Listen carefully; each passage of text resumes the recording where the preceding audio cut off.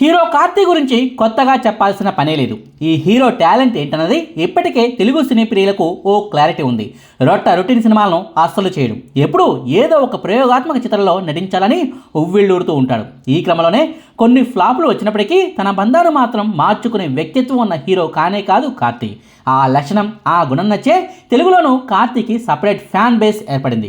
చొక్కాలు చించుకుని ఫ్లెక్సీలు పెట్టేంత రేంజ్ అని చెప్పలేములే, కానీ అతడి నుంచి తెలుగు వర్షన్ డబ్బింగ్ సినిమా కనుక రిలీజ్ అయితే ఖచ్చితంగా కాస్తో కూస్తో మినిమం గ్యారంటీ ఓపెనింగ్స్ అయితే మన తెలుగు రాష్ట్రాల నుంచి రావటం పక్కా. యుగానికొక్కడు, కాకి, సర్దార్, ఊపిరి, ఖైదీ, చిన్నబాబు, సుల్తాన్, జపాన్, సత్యం సుందరం అంటూ విభిన్న కథా చిత్రాలెన్నో కార్తీ నుంచి ఇప్పటికే వచ్చాయి. వీటిలో ఫ్లాప్ సినిమాలు ఎన్ని, హిట్ సినిమాలు ఎన్ని అన్న వివరాలను కాసేపు పక్కన పెడితే తాజాగా వచ్చిన అన్నగారు వస్తారు తెలుగు వర్షన్ సినిమాను చూడటం జరిగింది.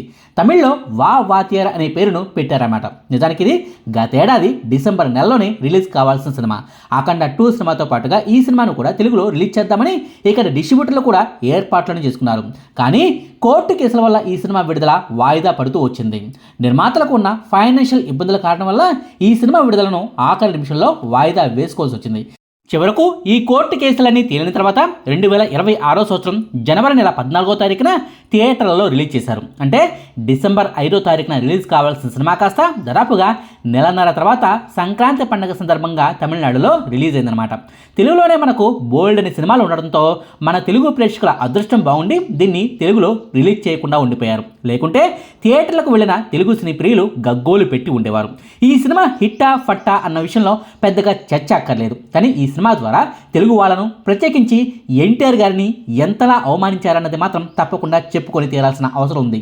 జనవరి 28వ తారీఖున ఓటీటీలో ఈ సినిమా రిలీజ్ అయింది.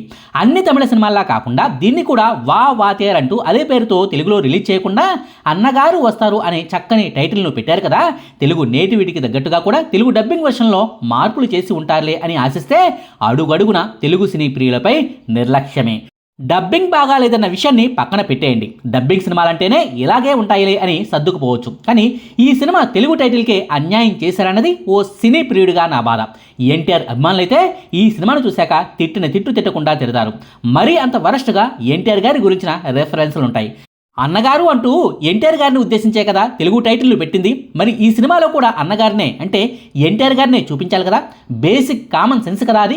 అలా చూపించడం కూడా సినిమా కథ ప్రకారం చాలా చాలా ఈజీ.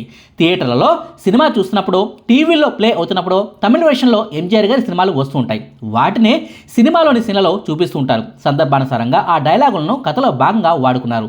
సేమ్ టు సేమ్ అలాంటి సీన్లు వచ్చినప్పుడు తమిళ్ ఎంజీఆర్ గారి సినిమా సీన్లకు బదులుగా తెలుగులో ఎన్టీఆర్ గారి సినిమా సీన్లను ప్లే చేసి ఉంటే ఎంత బాగుండేది. కానీ అలాంటిదేమీ జరగలేదు. తెర మీద ఎంజీఆర్ గారి ఫోటోలు కనిపిస్తుంటాయి. ఆయనకు సంబంధించిన సినిమాల సీన్లే వస్తూ ఉంటాయి. పోస్టర్లు కనిపిస్తుంటాయి. కానీ తెలుగు డబ్బింగ్లో మాత్రం ఎన్టీఆర్ గారిని ఇమిటేట్ చేస్తూ డైలాగులు ఉంటాయి. దానవీర సూరకర్ణ సినిమాలో ఏమంటి అనే డైలాగ్ కూడా ఉంటుంది కదా. అదే డైలాగ్ను మన హీరో కార్తీ కూడా ఓ సందర్భంలో చెప్తుంటాడు. కానీ అక్కడ చూస్తే సినిమాలోని సీన్లో, టీవీల్లో ఎంజీఆర్ గారి సీన్లు కనిపిస్తూ ఉంటాయి. మరీ తెలుగు వాళ్ళంటే ఇంత చులకనేంటో నాకు అర్థం కావట్లేదు. సినిమా స్టార్టింగ్లోనే ఎన్టీఆర్ గారి గురించిన కాస్త ఉపోద్ఘాతం ఉంటుంది. ఓ రైతు కుటుంబంలో పుట్టిన ఎన్టీఆర్ చిన్నప్పటి నుంచే కళల పట్ల ఆసక్తితో చదువు పూర్తయి ఉద్యోగం చేస్తున్నా నాటకాల్లో నటించేవారు. అంతా అక్కడ మొదలైంది. మన దేశంతో మొదలైన ఆయన సినీ ప్రస్థానం ఎవరూ అందుకోలేని శిఖరాగ్రానికి ఆయన్ను చేర్చింది. రాముడుగా, శ్రీకృష్ణుడుగా తెలుగు ప్రేక్షకుల హృదయాల్లో చిరస్థాయిగా నిలిపింది.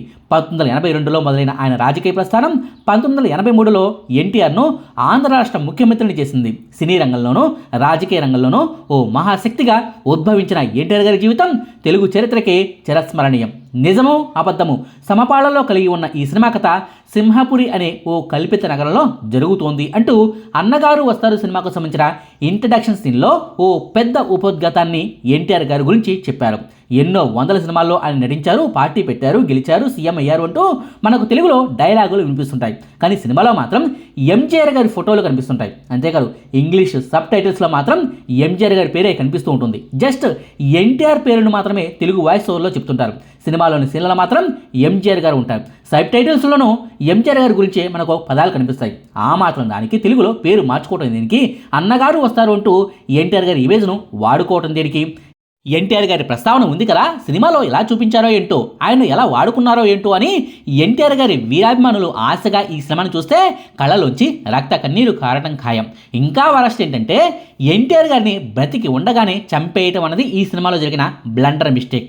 ఎస్, మీరు విన్నది నిజమే. ఎన్టీఆర్ గారి కుటుంబ సభ్యులకు ఎవరికి ఇంకా తెలియలేదు కాబట్టి సరిపోయింది, కానీ లేకుంటే మాత్రం కోర్టుల్లో కేసులు వేసి ఈ సినిమా నిర్మాతలను బజారుకి ఇచ్చొచ్చు. అంత బ్లండర్ మిస్టేక్ ఈ సినిమాలో జరిగింది. రాజ్ కిరణ్ గారు ఈ సినిమాలో హీరో కార్తీకి తాతయ్యగా కనిపిస్తారు. ఈ తాతయ్యకు ఎంజీఆర్ గారు అంటే ప్రాణం. 1987 సంవత్సరం డిసెంబర్ 24వ తారీఖున అర్ధరాత్రి దాటిన తర్వాత రాత్రి 2 గంటల సమయంలో కొంతమందితో కలిసి సడన్గా ఓ థియేటర్కి వెళ్తాడు. నా కోడలు నిండు గర్భిణి, ఆసుపత్రిలో ప్రసవం జరుగుతుంది, నేను అన్నగారి సినిమా సీడీని తెచ్చాను, నా కోడలికి అన్నగారి ఆశీస్సుల కోసమే అడుగుతున్నానంటూ థియేటర్ బాయ్ను అడుగుతాడు. కోడలికి ప్రసవం అయితే ఈయన సినిమాను చూస్తే అన్నగారి ఆశీస్సులు ఆ కోడలికి ఎలా వస్తాయన్న ప్రశ్నను మనం అడగకూడదు. అభిమాన సంఘం నేత కదా, కాదనలేక సరేనని ఆ థియేటర్ ఆపరేటర్ ఎంజీఆర్ గారి సినిమాను అంత రాత్రిపూట కూడా ప్లే చేస్తాడు. అంతే, థియేటర్లో అభిమానుల గోల గోల, జై అన్నగారు అంటూ నినాదాలు కనిపిస్తుంటాయి. తెర మీద మాత్రం ఎంజీఆర్ గారు కనిపిస్తారు. అటు చూస్తే ఆయన కోడలిని ఆసుపత్రిలో చేర్పిస్తారు. ప్రసవ వేదనతో ఆమె బాధపడుతూ ఉంటుంది. కరెక్ట్గా సినిమా సగంలో ఉండగా సినిమాను ఆపేస్తారు. ఎందుకు ఆపావురా బాబు అని థియేటర్ బాయ్ని అడిగితే ఇప్పుడే ఓనర్ గారు ఫోన్ చేశారు, అన్నగారు మనకు ఇక లేరు అని చెప్పి ఏడుస్తుంటాడు. అంతే, ఆ ఒక్క మాటను విన్న అభిమానులంతా అన్నగారు అంటూ విలవిల ఏడుస్తూ ఉంటారు. అభిమాన హీరో చనిపోతే బాధపడటంలో అర్థం ఉంది, కాదనలేదు. కానీ ఈ సినిమా కథ ప్రకారం ఈ సీన్ జరిగిన తేదీని కూడా స్క్రీన్పై ముందే వేశారు.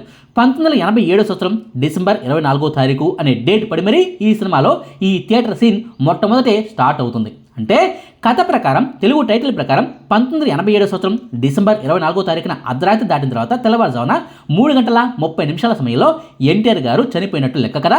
అన్నగారు వస్తారు అనే టైటిల్ని పెట్టి ఎన్టీఆర్ గారి గురించి ఓ 2 నిమిషాల ఉపోద్ఘాతంతో డైలాగులు చెప్పి సినిమా స్టార్ట్ చేసి మరీ ఓ డేట్ను వేసి మరీ చూపించిన సీన్ అదే కదా. కానీ రియాలిటీలో మాత్రం ఎన్టీఆర్ గారు ఆ తేదీన బ్రతికే ఉన్నారు. ఉమ్మడి ఆంధ్రప్రదేశ్ రాష్ట్ర ముఖ్యమంత్రిగా విధులు నిర్వహిస్తూ ఉన్నారు. ఆ తర్వాత 1989 సంవత్సరంలో ఎన్నికలకు కూడా వెళ్లారు, ఓటమి పాలయ్యారు. ఆ తర్వాతి రోజుల్లో లక్ష్మీ పార్వతి గారిని రెండో వివాహం కూడా చేసుకున్నారు. ఆ తర్వాత 1994 సంవత్సరంలో మరోసారి ఎన్నికలకు వెళ్లారు. ఈసారి అఖండ విజయం సాధించి మరీ ఆంధ్రప్రదేశ్ రాష్ట్ర ముఖ్యమంత్రిగా మరోసారి ప్రమాణ స్వీకారం చేశారు. ఆ తర్వాత జరిగిన పరిణామాల గురించి అందరికీ తెలిసిన విషయాలే, మళ్ళీ రిపీట్ చేయాల్సిన పని లేదు. 1996 సంవత్సరం జనవరి 18వ తారీఖున తెల్లవారుజామున ఎన్టీఆర్ గారు చనిపోయారు అన్నది పచ్చి నిజం. కానీ అన్నగారు వస్తారు సినిమాలో ఎన్టీఆర్ గారు చనిపోయారని చూపించిన డేట్ ఏంటి? 1987 సంవత్సరం డిసెంబర్ 24వ తారీఖు కదా. అంటే ఎన్టీఆర్ గారిని బ్రతికి ఉండగానే చంపేసినట్టు లెక్క కదా. ఎన్టీఆర్ గారి పేరును వాడుకుంటూ ఆయనకు సంబంధించిన ఓ ట్యాగ్ లైన్ను తెలుగులో సినిమా పేరుకు పెడుతూ ఆయన గురించి ఓ పెద్ద ఉపోద్ఘాతాన్ని చెప్పి మరీ ఆయన చనిపోయిన డేట్ను తప్పుగా వేయటం ఏమిటి? మరింత నిర్లక్ష్యమా? హీరో, హీరోయిన్లు, దర్శక నిర్మాతలు, కథా రచయితలకు ఎవరికి ఈ విషయంపై డౌట్ రాలేదా? డేట్ను మార్చాలన్న సోయి కూడా లేకుండా పోయిందా? లేక అడిగేవాడు ఎవడలే అన్న అహంకారమా? కనీసం తెలుగు డబ్బింగ్ను చెప్పిన తెలుగు వాయిస్ ఓవర్ ఆర్టిస్టులైనా ఈ విషయాన్ని గుర్తించలేకపోవడం శోచనీయం. సినిమాలో ఎన్టీఆర్ గారి పేరును వాడుకుంటూ స్త్రీలను మాత్రం ఎంజీఆర్ గారివి చూపించాలంటే సరేలే అనుకోవచ్చు. డైలాగులు ఎన్టీఆర్ గారివే వాడుకుంటూ ఫేస్ మాత్రం ఎంజీఆర్ గారి ఫేసే కనిపిస్తుంటే సరేలే అని సర్దుకుపోవచ్చు. కానీ చనిపోయిన డేట్ విషయంలో కూడా తెలుగు సినీ ప్రియులు, ఎన్టీఆర్ గారి వీరాభిమానులు రాజీ పడాల్సిందేనా? ఎన్టీఆర్ గారి కుటుంబ సభ్యుల వరకు ఈ విషయం చేరిందో లేదో తెలియలే, కానీ తెలిస్తే మాత్రం అస్సలు ఊరుకోరనే అనుకుంటున్నాను. అసలే నందమూరి బాలకృష్ణ గారికి తండ్రి ఎన్టీఆర్ గారు అంటే విపరీతమైన భక్తి. ఆయన మరణానికి సంబంధించిన డేట్ విషయంలో ఇంత బ్లండర్ మిస్టేక్ చేశారని తెలిస్తే మాత్రం ఆయన అస్సలు ఊరుకోరు. ఆయన కాకపోయినా సీనియర్ ఎన్టీఆర్ గారి అభిమాన సంఘాల నేతలైన ఈ సినిమా మేకర్స్ పరువును నడి బజార్లో నిలబెట్టాల్సిన అవసరం ఉంది. ఇలా చేస్తేనే రాబోయే రోజుల్లో అయినా ఇలాంటి విషయాల్లో తమిళ టు తెలుగు డబ్బింగ్ సినిమాల వాళ్ళు జాగ్రత్తగా ఉంటారు. తెలుగు వాళ్ళ పేర్లను వాడుకుంటున్నప్పుడు వాళ్ళకు సంబంధించిన విషయాలను కరెక్ట్గా చూపించకపోతే ఎలా అన్నదే సగటు తెలుగువాడిగా నా ప్రశ్న. ఎన్టీఆర్ గారు బ్రతికి ఉండగానే ఆయన చనిపోయినట్టుగా డేట్ను చూపించి ఆయన బ్రతికి ఉండగానే చంపేయటం ఎంత మేరకు కరెక్ట్ అన్నదే నా ప్రశ్న.